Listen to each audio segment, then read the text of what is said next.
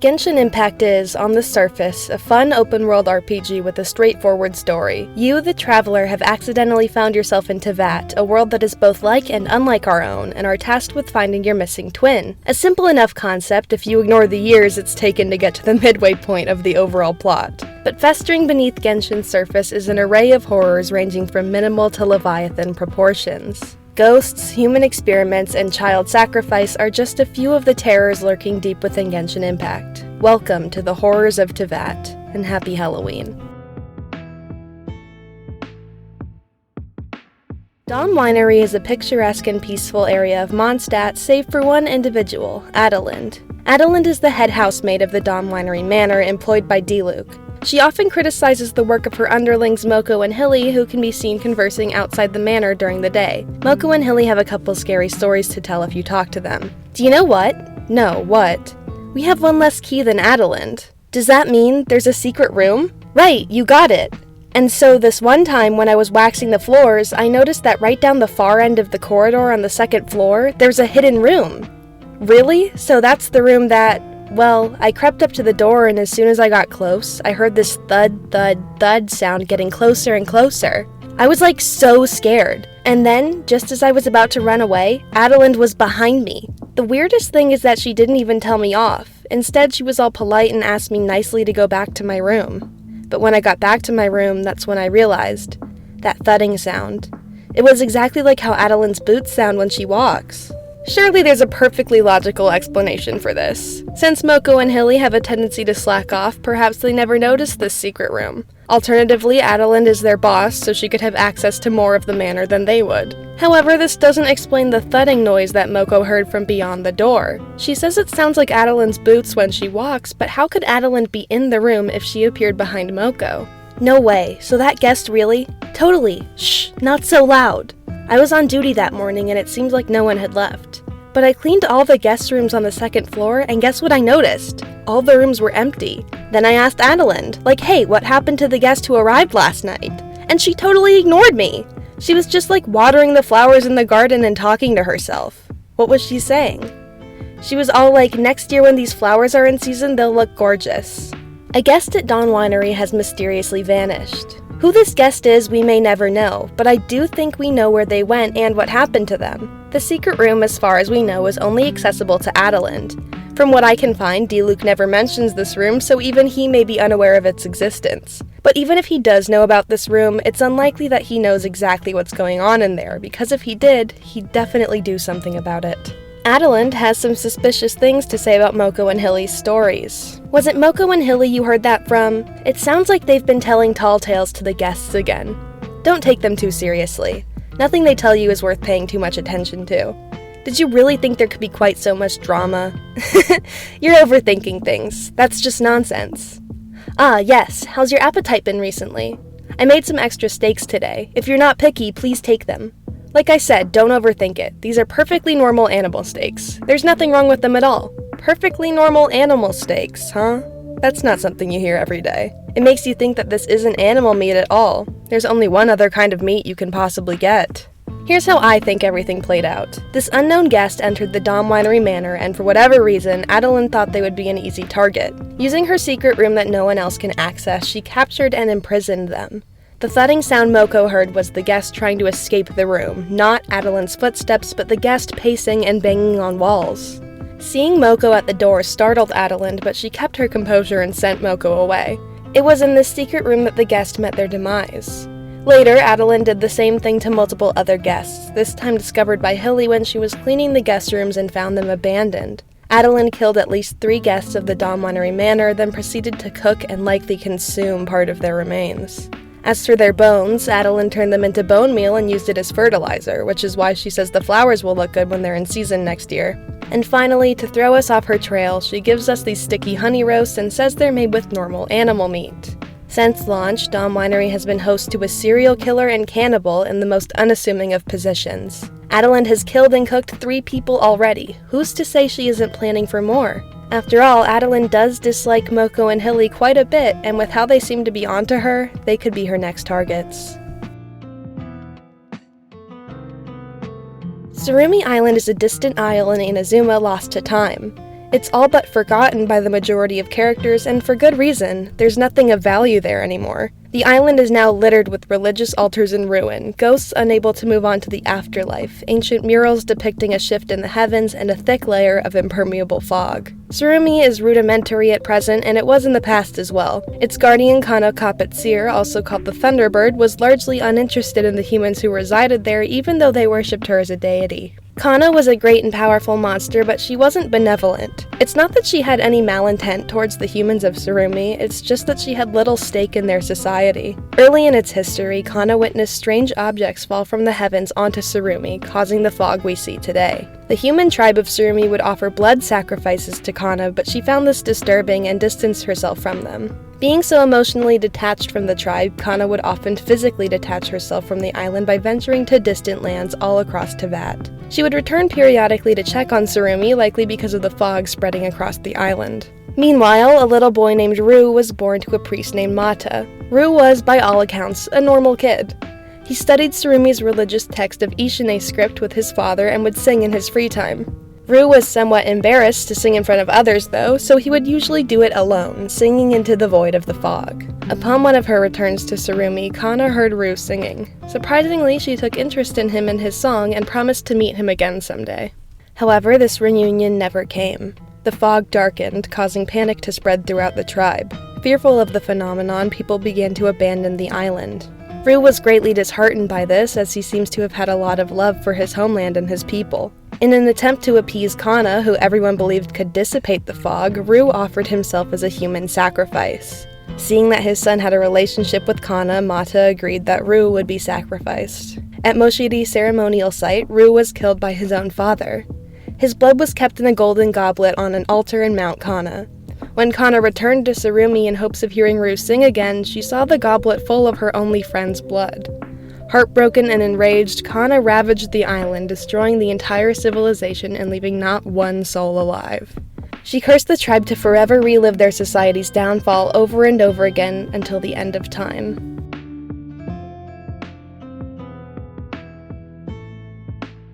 Lia's chasm is full of scary things. Mud that depletes your health just by stepping in it, an upside-down underground city, hilichurls marching towards their inevitable deaths, and multiple cases of people losing their sanity. But nothing says scary quite like when someone goes missing, especially somewhere dark and dangerous. The Chasm's Bounty World quest tells the tale of Chi-Ding, a missing miner, and Chi-Nan, his otherworldly daughter. The quest opens with a strange conversation about the missing man and a magical force within the chasm. This morning, he was still nowhere to be found. Other miners looked evasive, so I pressed them for an honest answer. It turned out that Chi-Ding hadn't returned the whole night. This was before the chasm was sealed. At first, it was just a strange rumor among miners that something in the chasm would make their wish come true. We had warned them to report to Huishan Hall should they encounter anything unusual. Yet some miners tried their luck. They went looking for the chasm's bounty in secret and ended up going missing one by one. When we found them some while later, they'd all gone pretty insane. It took quite some time for them to recover. That was creepy. After the incident, the Chi-Sing decided to seal the chasm. Could the missing miner be? Yes, I suspect Chi-Ding got himself into the same situation. You can actually find Chi-Ding above ground, though. The story takes a weird turn when you talk to him. He tells you about how he lost a doll he meant to give to his daughter, Chi-Nan. It's imperative to him that it's found. He spent a lot of money on it, and he's already promised Chi-Nan that she would have it. After a quick conversation at an adventurer's camp, you descend into the chasm to search for the missing doll. As the traveler and Paimon search, they come across diary entries written by Chi-Ding when he was mining. He writes about his frustration with his job and his determination to make his daughter happy. There are also cryptic mentions of blowing up some kind of special rock. Then, a disembodied voice calls out, "Would you like to know where the doll is?" The traveler and Paimon investigate and find that the voice, miraculously, belongs to Chi-Nan. Why is there a little girl in the chasm? Me? My name is Chi-Nan. I'm Chi-Ding's daughter. Chi-Ding's daughter? Yeah, my father is a miner working in the chasm. He's a great person. My mother died shortly after giving birth to me, so my father brought me up on his own. It's so dark down in the chasm. But for my sake, father endured the fear and stayed here, exerting himself. So why are you here? I miss my father. He's very busy in the mines and usually comes home only once every month. When he's away, I'm left alone at home. I'd be so lonely and scared should anything happen. But you see, everything will be fine if I can go down into the mine. When I'm in the camp, I'll be with Father every day. He can take care of me and protect me. I snuck in here. If my father ever finds out, he'll get so mad that he won't ever allow me to come out and play again. Oh, right, aren't you looking for the doll? I know where it is. Follow me. Chinon takes you deeper into the chasm where you fight a couple rift wolves. After killing them, Chinon has something a little off to say. Ugh, why did you chase them away? They were playing with me. They tried to catch me but failed each time. It was super fun. This could just be the overactive imagination of a child, but with how strange her behavior has been so far, I'm not so sure. Moving on, Chinon finally leads you to the doll, but once you get there, she suddenly disappears. Did she run away, or was she never there in the first place? Upon returning to the surface and giving the doll to Chiding, we finally get a clear picture of what the hell's actually going on here. My apologies. Something must have affected me while I was stuck in the chasm. Felt like I was in a daze, to be honest, one that I've only just recovered from a bit after being sent back up. Jinwoo said I made a scene down there, crying and shouting. How embarrassing. But now that you mentioned the gunpowder, I remember it. I did plan to blow up the wish granter. Before the mine was sealed, a few miners who went down into the mine came back saying they had found a wish granter that grants whatever wish you might have. Did you run into the wish granter as well? You'd better be careful when you get close. Some miners went insane because of it, which led to the Chising sealing the mine. I couldn't find a stable job for years because of it. I ran into that rock again this time. If this part of the mine got sealed because of it once more, I would lose my job again and end up taking on poorly paid gigs at the harbor, so I decided to blow that rock up.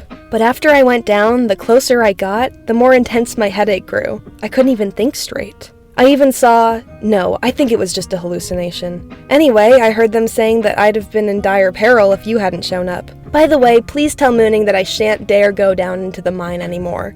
No problem, just remember to take Chinon with you when you go home. Chinon? She lives in Liyue Harbor and is very busy with work at the Ministry of Civil Affairs. Why would she be here? But you're right. She has grown up and I've grown old. I should spend more time with her. That's not what we mean. Paimon means the little girl over there. The little girl? Is anyone there? Ah, come on, don't you go scaring me. This isn't funny. Alright, you know what? I'll go home right away. Please remember to tell Mooning that I'm not going down into the mine anymore. And there you have it. Chiding, in his advanced age and cumbersome occupation, longed for a simpler time he once had, a time when his daughter was young and still played with dolls. We know that spending too much time in the chasm and/or interacting with the wish granter can, for lack of better phrasing, make people go crazy. Chiding has figuratively lost himself in the chasm. His mind has reverted to the past. Chiding believes that Chinon is still a little girl, even writing letters to her about a doll he plans to give her. But in reality, Chinon is a grown adult now, and she likely hasn't seen her father in a very long time. Chiding wished to be with his daughter, and so the wish granter did what it does best. It granted his wish. The Chinon we saw in the chasm wasn't real. She was a mirage created by Chiding and the wish granter. The scariest part of this situation to me isn't that Chiding has lost his mind or that he summoned an apparition of his daughter, though. It's that the Chinon in the chasm has become like a ghost. The chasm's Chinon is eternally trapped in childhood, never able to age, and more hauntingly, never able to leave the chasm. She has grown accustomed to her life there, playing with rift wolves and learning her way around fairly well. However, she seems blissfully unaware of her situation. This is all normal to her. A ghost of a little girl will forever wander the chasm in hopes of returning to her father, who has now promised to never descend into the chasm again. Now Chinon will spend her eternity alone, save for the company of abyssal monsters and utter darkness. Deep below Watatsumi Island lies a defunct underground civilization called Enkanomiya. Long ago, during one of Teyvat's first recorded wars, this once prosperous society sunk beneath the ocean. As I'm sure you all know, humans can't survive without the sun. Worse still, Enkanomiyans had to share the darkness with hostile dragons called Baptismal Bishops. In order to keep the Bishops away, Abrax constructed an artificial sun he called Helios, now known as the Dainichi Mikoshi. If the story were to end there, it wouldn't be so bad. Just a simple tale of human perseverance with a happy ending. But of course, that's not what happened. Just when Enkanomians thought they had finally established peace, a group of corrupt nobles manipulated the people into worshipping the Dainichi Mikoshi as a god. The nobles also chose a child to act as a puppet ruler who would carry out their will. O traveler from afar, I am certain that you know voracious villains will seize for themselves riches and power if given the chance, more than they ever deserved. And so they use the people, leading them unto the worship of the Dainichi Mikoshi, leading them into the folly of believing in such vain and dead objects. In the end, they even proclaimed the rule of the Sunchild over the land. Indeed, there will always be a young infant chosen to be the Sunchild. Of course, such children would not have been of age to understand the world. They would not have been fit to rule. And so they served as puppets, going along with those who pulled their strings in the background. The Sunchildren were hated by the people and were blamed for going along with the nobles, even though seemingly everyone was aware that the Sunchildren were being manipulated. It's just that nobody cared. The Sunchildren were just children, after all. What could they have possibly done? We had a total of 7 Sunchildren. O rare traveler from another land, please kindly pay respects at their tombs. Why would you need us outsiders to do that? Isn't it usually up to their family and friends to pay respects to them? Indeed, that would normally be the case. Unfortunately, I fear that no one in this nation would want to do so. In fact, it's likely that these royal tombs have not been visited in a long time. But why's that? Do the people of this nation dislike the Sunchildren? Dislike is perhaps too kind a word. Detest might be more fitting. As I said earlier, the Sunchildren were born into their role. But how could mere children rule a nation? The ones who truly controlled everything were powerful people behind the scenes. The Sunchildren were mere puppets, their every move manipulated by these people. And yet there was no end to the greed of those powerful people. They grew fat off the toil of the people, compelling the Sunchildren to perform heinous deeds. And so the people's ire rose, and many of those sins were laid at the feet of the Sunchildren. That's awful! The Sunchildren were innocent! Innocent? Oh no, they were not. As far as the people of Byakuyakuku were concerned, their ignorance was the greatest sin of all. A sin, even committed in ignorance, can hurt others. Can a person who commits such transgressions truly be called innocent? It would be difficult, no?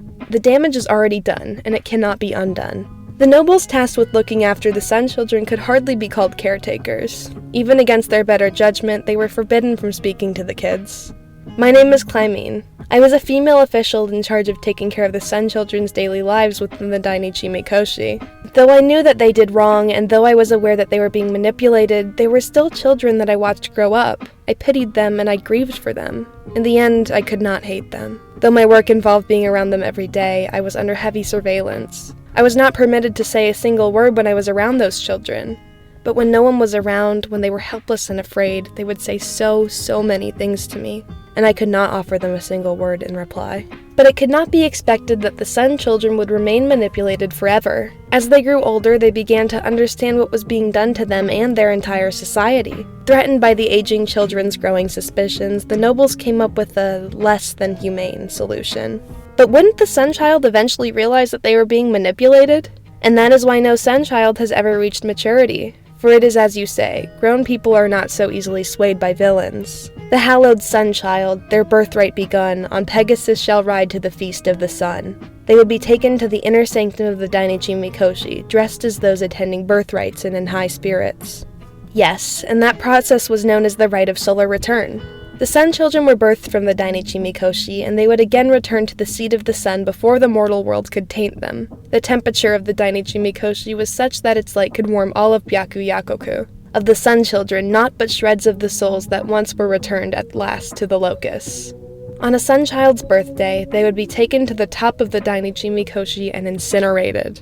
Once one Sunchild was killed, another would take their place. Enkanomiya saw the rule of 7 total Sunchildren before the corrupt nobles were finally overthrown. The innocent Sunchildren were tormented from birth to death, ignored, scapegoated, and burned alive, all before they ever had the chance to reach adulthood. The Fatui Harbingers are the most feared people in Teyvat. The top 3 are even said to be as strong as, if not stronger than, the gods. The second Fatui Harbinger, Dottore, or the Doctor, is without a doubt the most unhinged and evil of them all. We'd be here all day if I went over every scary thing he's ever done, so I'll stick with what I consider to be some of the most haunting atrocities committed by the Doctor. Krupp, a somewhat incompetent subordinate of Dottore's, had failed an experiment ordered by his boss for the 139th time.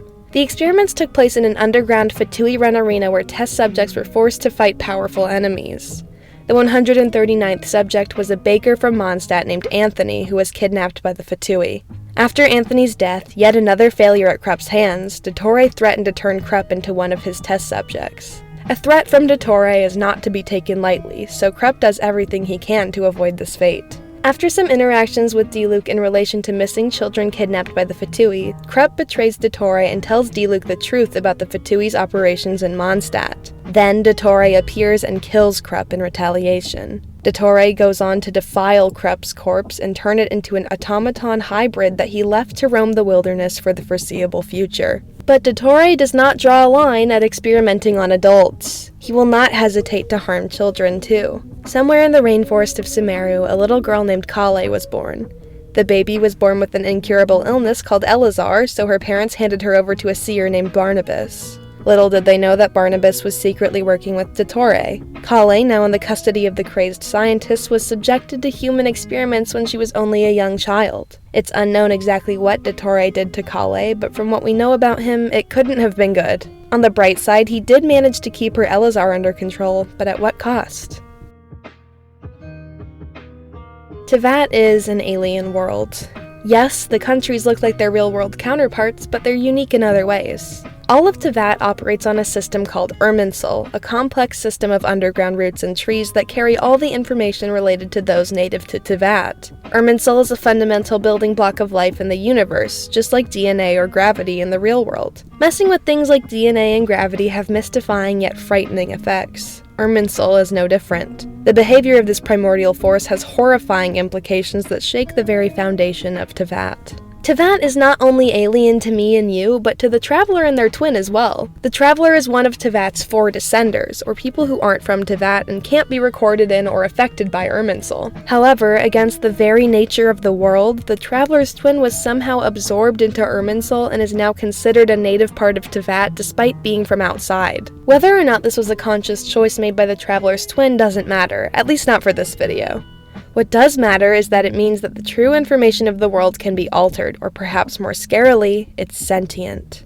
We've seen 2 instances of people removing themselves from Irminsul, Scaramouche and Rukdevada. In both cases, their identities were completely erased as if they never existed in the first place. No one connected to Irminsul can remember them as they were. At least in both of these cases, they were erased for good reasons, but what if this has happened before? How many times has Irminsul been accessed and used to delete things, events, or even people? We have no way of knowing. The only reason that the Traveler knows about Scaramouche and Rukdevada even after they were erased is because the Traveler isn't part of Irminsul. They got to see everything play out before the erasures. But what about things that happened before the Traveler got to Teyvat? With the Traveler as our anchor point, we'd have no way of knowing what's been taken out of Irminsul before they got here. And as for the Traveler's twin, it's unclear if they somehow inserted themselves into Irminsul or if Irminsul itself decided to claim them. In the case of the former, the Traveler's twin may now be unable to exit Teyvat. There are only records of descenders, not ascenders. As far as we know, there's no mention of anyone tied to Irminsul ever leaving Teyvat. This may be due to lack of proper technology, the motive to do so, or that Irminsul just doesn't allow its people to leave. And in the case of the latter, Irminsul must have some level of sentience in order to willingly absorb a descender. Irminsul is, in its simplest form, a plant. In the real world, plants do have a small amount of self-awareness. They can evolve for survival, they have thoughts, and they are technically alive. It's impossible to know for sure right now, but it's not unreasonable to argue that Irminsul may have decided to overtake the Traveler's twin and force them into becoming a permanent, irremovable part of Teyvat.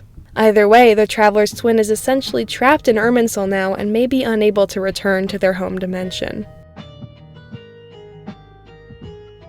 Teyvat is no stranger to the unsettling and unnatural. There are plenty of scary things in Genshin that I didn't go over in this video.